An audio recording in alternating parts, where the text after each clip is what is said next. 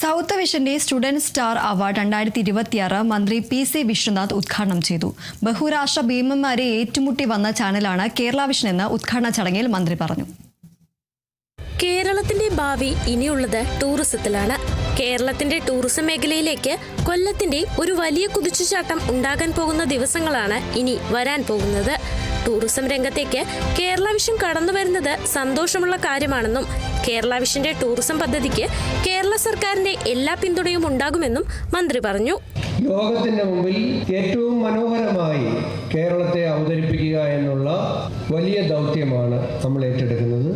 ആ ദൗത്യമായി കേരള ഗവൺമെന്റ് മുന്നോട്ട് പോകുമ്പോൾ കേരള വിഷന്റേതായ ടൂറിസം പദ്ധതികളുമായി മുന്നോട്ട് വരുന്നതിന് സംസ്ഥാന സർക്കാരിന്റെ എല്ലാ പിന്തുണയും ഉണ്ടാകും എന്ന് ഈ അവസരത്തിൽ ഞാൻ അറിയിക്കുകയാണ്.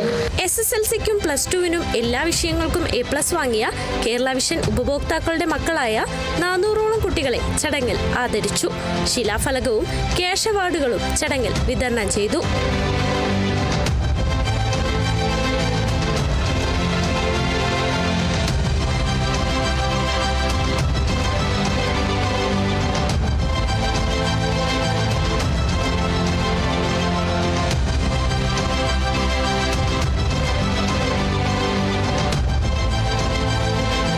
South vision chairman Binu P അധ്യക്ഷത വഹിച്ച ചടങ്ങിൽ COA ജില്ലാ സെക്രട്ടറി ശ്രീജിത്ത് എസ് പിള്ള സ്വാഗതം പറഞ്ഞു.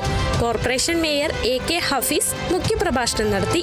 ജീവകാരുണ്യ പ്രവർത്തകൻ Mehar Khan Chennallur, Kerala vision managing director Anil Mangalath, Chinnus jewellers managing partner Abdul Razak F, സംസ്ഥാന secretary Nisar Koyapparambil, Kerala vision tourism director Jyothikumar VS എന്നിവർ മുഖ്യാതിഥികളായിരുന്നു.